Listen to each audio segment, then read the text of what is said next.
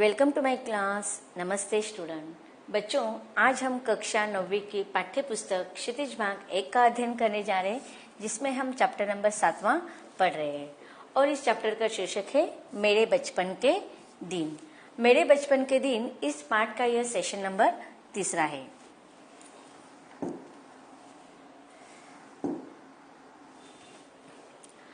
बच्चों, हमने देखा था इसके पहले परिच्छेदों में या पहले सेशन में देखा था कि लेखिका महादेवी वर्मा इन्होंने मेरे बचपन के दिन इस पाठ में एक संस्मरण उन्होंने अपने लिखे हैं। इसके पहले परिच्छेदों में हमने देखा था कि लेखिका क्राथ वेस्ट हॉस्टल में जो गर्ल्स कॉलेज है उसमें वह एडमिशन करवा लेती है 5th स्टैंडर्ड के लिए, 5वीं कक्षा के लिए। फिर वहाँ का वातावरण किस तरह से अलग था इसका वर्णन हमें लेखिका ने करवाया। लेखिका का जो लेखन कार्य आरंभ हुआ है, जो कविता लिखने का उन्होंने आरंभ किया था, उसके लिए उन्होंने अपने जीवन में 2 व्यक्तियों को प्रोत्साहन उनको मिला है। और वह व्यक्ति थे, एक तो उनकी माँ और दूसरी थी उनके छात्रावास में जो उनकी सहेली के रूप में उनको मिली थी, वह थी सुभद्रा कुमारी। अब सुभद्रा कुमारी को भी जब पता चलता है कि लेखिका भी लिखती है तो वह उनकी प्रशंसा करती है और उनको लिखने के लिए प्रोत्साहन देती है। तो इस प्रकार दोनों में अच्छे से सहेली, दोनों में अच्छी दोस्ती हो जाती है और फिर दोनों मिलकर लिखने का कार्य आरंभ करते हैं। आगे लेखिका क्या कहती है इसको हम पाठ के अगले परिच्छेदों में पढ़ते हैं। लेखिका कहती कि फिर हम दोनों की मित्रता हो गई। क्राथ वेस्ट में एक पेड़ की डाल नीचे थी, उस डाल पर हम लोग बैठ जाते थे। जब और लड़कियां खेलती थी तब हम, लेखिका कहते कि जब बाकी लड़कियां खेलती थी तब हम दोनों मिलकर तूक मिलाते थे। उस समय एक पत्रिका निकलती थी, स्त्री दर्पण, उसी में भेज देते थे। अब देखिए यहाँ पर लेखिका कह रही है कि जब वो कविता लिखते थे और दोनों को मिलकर जब यमक या हम राइमिंग वर्ड्स बुक कहते हैं या फिर कुछ अच्छी कविता लिखने के बाद वो कहाँ पर भेज देते थे, छापने के लिए स्त्री दर्पण में। अब स्त्री दर्पण ये पत्रिका है जिसके बारे में हमने जानकारी पहले सेशन में हासिल की थी कि वह वहाँ पर उस पत्रिका में अधिकतर स्त्रियों से संबंधित लेख लिखे जाते थे और महिलाओं के द्वारा जो कविताएं लिखी जाती थी वो उस स्त्री दर्पण में छपते थे। तो लेखिका और उसकी सहेली सुभद्रा कुमारी दोनों जब जो कुछ लिखती थी वह स्त्री दर्पण में छापने के लिए भेज देते थे। अपनी तुकबंदी छप भी जाती थी। फिर यहाँ कवि सम्मेलन होने लगे तो हम लोग भी उसमें जाने लगे। हिंदी का उस समय प्रचार प्रसार था। मैं सन 1917 में यहाँ आई थी। उसके अब देखिए लेखिका ने किस प्रकार से सुभद्रा कुमारी की दोस्ती होने की वजह से दोनों में एक समानता, कविता लिखना या लेखन क्षेत्र में रुचि होने के कारण दोनों भी एक साथ कहीं पर भी जिस लेखन से संबंधित कोई सभा रहती थी या किसी भी प्रकार का आयोजन होता था तो वहां पर दोनों मिलकर जाती थी, इसका वर्णन किया है। तो इस प्रकार से उनके लेखन क्षेत्र में दिन ब दिन प्रोत्साहन मिलता गया। हिंदी का उस समय बहुत प्रचार प्रसार हो रहा था। मैं सन 1917 में यहाँ आई थी।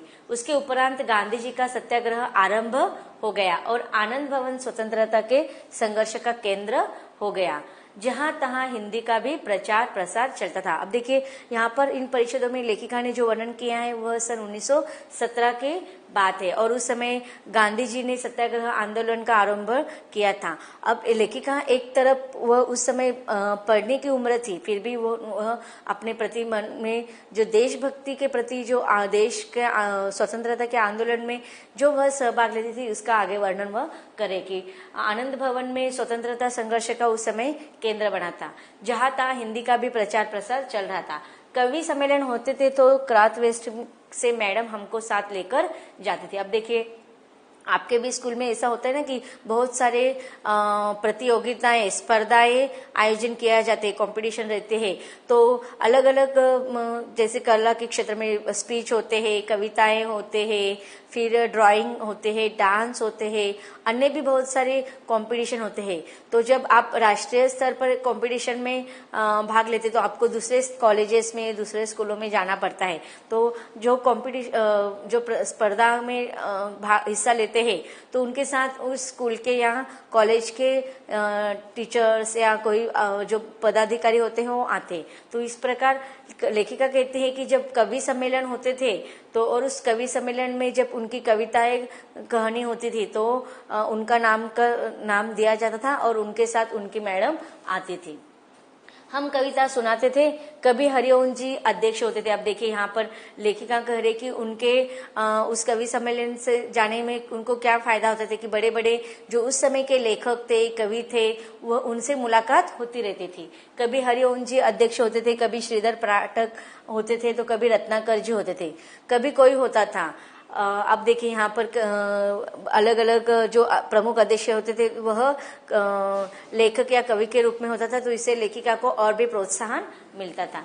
कब हमारा नाम पुकारा जाए बेचैनी से सुनते रहते थे, मुझको प्राय प्रथम पुरस्कार मिलता था। अब देखिए यहाँ पर लेखिका कह रही कि जब हम कभी कंपटीशन में जाते थे, कवि सम्मेलन के प्रतिस्पर्धा में जाते थे, तो जब कविता सुनाने के बाद हमें भी तो उत्सुकता लगी रहती थी कि कब हमारा नाम आएगा या नहीं। इतने बड़े बड़े लोग आए हुए हैं अध्यक्ष के रूप में, पता नहीं हमारा नंबर आएगा या नहीं। तो इस प्रकार की उत्सुकता और बेचैनी लेखिका के मन में निर्माण होता है। आपके साथ भी ऐसा होता है ना, जब आप कंपटीशन में जाते हो, हिस्सा लेते हो और फिर उसमें से नंबर निकाले जाते हैं तो आपके भी मन में बेचैनी होती है कि मेरा नंबर आएगा या नहीं आएगा नहीं। और जब आपका नंबर आ जाता है तो आपको बहुत खुशी होती है। तो उसी प्रकार लेखिका के मन में भी बेचैनी होती थी। और लेखिका कहती कि मुझको प्राय प्रथम पुरस्कार मिलता था, 100 से कम पदक नहीं मिले होंगे उसमें। अब देखिए लेखिका कहती कि बचपन में जब मैंने कविता लिखना आरंभ किया था और कवि सम्मेलन में जाकर मैं कविता गाकर सुनाती थी अपनी कविता लिखी हुई, तो लगभग 100 से ज्यादा ही पदक अर्थात मेडल अर्थात बख्शीश या पुरस्कार उनको मिले होंगे उस समय। एक बार की घटना याद आती है कि एक कविता पर मुझे चांदी का एक कटोरा मिला था, बड़ा नक्काशीदार सुंदर था। उस दिन सुभद्रा नहीं गई थी। अब देखिए यहाँ पर लेखिका कह रही है कि ऐसे ही एक कवि सम्मेलन में उनको कविता सुनाने पर एक चांदी का कटोरा बख्शिश के रूप में मिला हुआ था, बहुत सुंदर था। और उस समय कवि सम्मेलन में अधिकतर सुभद्रा कुमारी नहीं आया करती थी और लेखिका को जब वो कटोरा मिला था तो सुभद्रा उनके साथ नहीं आई थी। प्रायः सुभद्रा प्रायः नहीं जाती थी कवि सम्मेलन में। मैंने उनसे आकर कहा, देखो यह मिला। आप भी करते ना, अब जब आपको कोई बख्शीश मिलता है तो आप घर पर जाकर तुरंत अपने पेरेंट्स को दिखाने की उत्सुकता आपके अंदर होती है। तो उसी प्रकार कवि सम्मेलन में जब उनको बख्शीश के रूप में चांदी का कटोरा मिला तो वह सुभद्रा को दिखाने के लिए बहुत उत्साहित हो गई। जैसे वह आई उनको दिखाकर बोली कि देखो यह मिला। सुभद्रा ने कहा, ठीक है, अब तुम एक दिन खीर बनाओ और मुझको इस कटोरे में खिलाओ। अब देखिए उनका वो चांदी का कटोरा देखकर सुभद्रा को भी खुशी हुई। वो बोली, ठीक है, अच्छा ही है, अब तुम इस कटोरे में मुझे एक दिन क्या खिलाना है, तुम्हें खीर बनाकर खिलाना है। अब देखिए यहाँ पर एक हमारी भारतीय परंपरा के बारे में बताया गया है कि जब भी हम कोई नया बर्तन लेते हैं या कोई नया बर्तन हमें कोई देता है तो हम हमेशा उसमें कोई ना कोई पहला मीठा पदार्थ बनाया जाता है। यह हमारी भारतीय संस्कृति का परंपरा है और रिवाज है। तो यही परंपरा की ओर हमें यहाँ पर लेखिका इंगित करना चाहती है कि सुभद्रा कुमारी ने उनको बताया कि जो तुम्हें चांदी का कटोरा मिला है उसमें सबसे पहले मीठा पदार्थ तुम्हें बनाना चाहिए, इसलिए एक दिन तुम मुझे इसमें सबसे पहले खीर बनाकर खिलाओ। उसी बीच आनंद भवन में बापू आए। हम लोग तब अपने जेब खर्चे में से हमेशा एक एक दो दो आने देश के लिए बचाते थे और जब बापू आते थे तो वह पैसा उन्हें दे देते थे। अब देखिए यहाँ पर प्रसंग कौन सा है कि लेखिका को कविता सम्मेलन में कविता गायन में चांदी का कटोरा मिला था और उसी समय आनंद भवन में गांधी जी आए थे। अब गांधी जी उस समय सत्याग्रह आंदोलन छिड़का हुआ था और बहुत सारे क्रांतिकारी भारत स्वतंत्रता के आजादी के इस संग्राम में कार्य कर रहे थे। तो बहुत सारे लोग उन क्रांतिकारियों को किसी न किसी प्रकार से सहायता करते थे। अब लेखिका यहाँ पर बता रही कि जो उस छात्रावास में जितने भी लड़कियां रहती थी वह क्या करते थे, अपने अपने जेब खर्चे से अर्थात पॉकेट मनी से एक एक दो दो आने बचा कर रखते थे और वह जमा कर रखते थे। और वह किसके लिए देते थे, बापूजी जब आते थे आनंद भवन में तो उनको देते थे। क्यों देते थे, क्योंकि वह अपनी ओर से देश सेवा करना चाहती थी कि उन पैसों को वह क्रांतिकारी या आंदोलन में किसी प्रकार से उसका इस्तेमाल कर सके। तो देखो किसी न किसी रूप में वह देश के लिए सेवा कर रही थी। उस दिन जब बापू के पास मैं गई तो अपना कटोरा भी लेती गई। मैंने निकाल कर बापू को दिखाया। मैंने कहा, कविता सुनाने पर मुझको यह कटोरा मिला है। कहने लगे, अच्छा दिखा तो मुझे। मैंने कटोरा उनकी ओर बढ़ा दिया तो उसे हाथ में लेकर बोले, तू देती है इसे? अब मैं क्या कहती। मैंने दे दिया और लौट आई। दुख यह हुआ, आप देखिए लेखिका इतने मतलब अब उनको चांदी का कटोरा मिला था और उसी समय आनंद भवन में गांधी जी आए थे। अब हमेशा जब गांधी जी आते थे आनंद भवन में तो वह अपनी कविता सुनाती थी। तो अब उनको इतनी बड़ी बख्शिश मिली थी तो उनको बहुत उत्साहित हो गई थी वो, और झट से उन्होंने जो बख्शिश मिला था चांदी का कटोरा उन्होंने गांधी जी को दिखा दिया। अब गांधी जी ने जब देखा तो कहने लगे कि बहुत सुंदर है और कहने लगे कि मुझे ये कटोरा देगी तू। तो वह तुरंत, अब गांधी जी के सामने वो कुछ नहीं कर पा रही थी, उन्होंने तुरंत दे दिया। अब देखो वो उसके देने के पीछे कारण क्या था कि वह, अब उनको पता था कि अब ये कटोरा गांधी जी को दूंगी तो इसका सही उपयोग वह करेंगे, देश सेवा में ही इसका उपयोग होगा। इसके लिए उनको उनके मन में किसी भी प्रकार का संदेह नहीं था। उन्होंने तुरंत वह चांदी का कटोरा गांधी जी को दे दिया जिससे क्रांतिकारियों को किसी न किसी प्रकार से सहायता मिल सके और उनका भी देश सेवा में किसी न किसी प्रकार से सहयोग हो जाएगा। लेकिन लेखिका आगे कहती है कि दुख यह हुआ कि कटोरा लेकर कहते कविता क्या है, पर कविता सुनाने को उन्होंने नहीं कहा। लौटकर अब मैंने सुभद्रा जी से कहा, अब देखिए जैसे ही उन्होंने चांदी का कटोरा दे दिया लेकिन उनको दुख हुआ। किस बात का दुख हुआ? चांदी का कटोरा देने का दुख हुआ नहीं, बल्कि वो चांदी का कटोरा देने से उनको खुशी ही मिली। लेकिन दुख इस बात का था कि गांधी जी ने उनको पूछा नहीं कि तुमने कौन सी कविता का गायन किया है, वह कविता मुझे सुना। तो अब गांधी जी ने उनको कविता, जिस कविता के लिए उनको बख्शिश मिली थी वह कविता उनको सुनाने के लिए नहीं कहा। इस बात का उनको दुख हुआ था। कविता सुनाने को उन्होंने नहीं कहा। लौटकर अब मैंने सुभद्रा जी से कहा कि कटोरा तो चला गया। सुभद्रा जी ने कहा, और जाओ दिखाने। फिर बोलो, देखो भाई खीर तो तुमको बनानी होगी, अब तुम चाहे पीतल की कटोरी में खिलाओ। अब देखिए सुभद्रा कुमारी से जाकर वो अपने मन की बात कहते हैं कि कटोरा तो गया लेकिन गांधी जी ने मुझे कविता कहने के लिए नहीं कहा।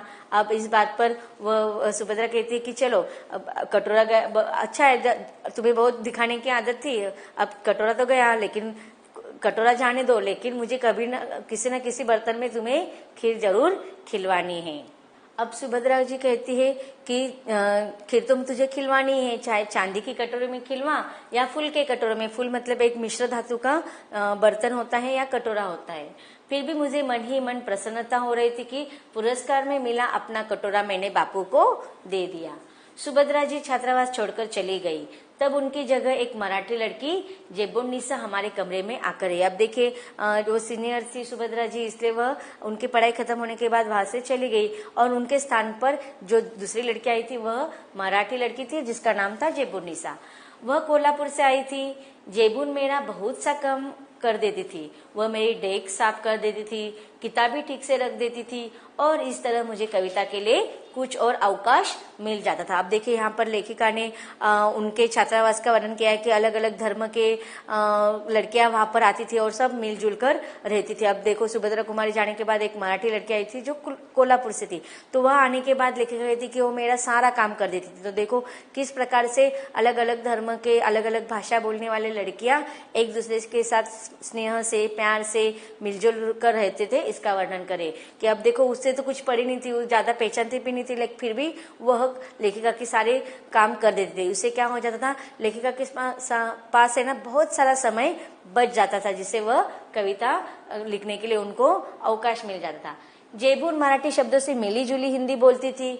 मैं भी उससे कुछ कुछ मराठी सीखने लगी। अब देखिए लेखिका कह रही कि बता रहे कि हमको हमारी भाषा तो अच्छे से आती है और हम हमारी भाषा का आदर भी करते हैं, लेकिन दूसरों की भाषा का भी आदर हमें करना चाहिए। यह बात हमें यहाँ पर पता चल रही है। वहाँ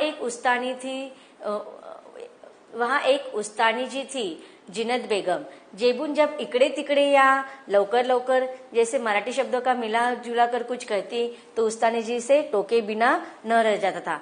वहाँ देसी कौवा मराठी बोली। जेबून कहती थी, नहीं उस्तानी जी, यह मराठी कौवा मराठी बोलता है। जेबून मराठी महिलाओं की तरह किनारीदार साड़ी और वैसा ही ब्लाउज पहनती थी। कहती थी, हम मराठी हो तो मराठी बोलेंगे। तो देखो हमें पता चलता है कि छात्रावास में किसी भी प्रकार की भाषा धर्म इस पर रोक नहीं थी, बल्कि तरह तरह के धर्म के तरह तरह के भाषा बोलने वाले लोगों को हर भाषा बोलने के लिए अपने जैसे व्यवहार करने के लिए रोक टोक नहीं थी। तो इस प्रकार हमें इन परिच्छेदों से यही पता चलता है कि छात्रावास का जो वातावरण था वह तत्कालीन युग का वातावरण था। आज हम देखते हैं कि आज के युग में ऐसा वातावरण देखने को नहीं मिलता है। तो बच्चों, इन परिच्छेदों में हमने जो कठिन शब्दों को देखा है, उन कठिन शब्दों का अर्थ सबसे पहले हम जान लेते हैं।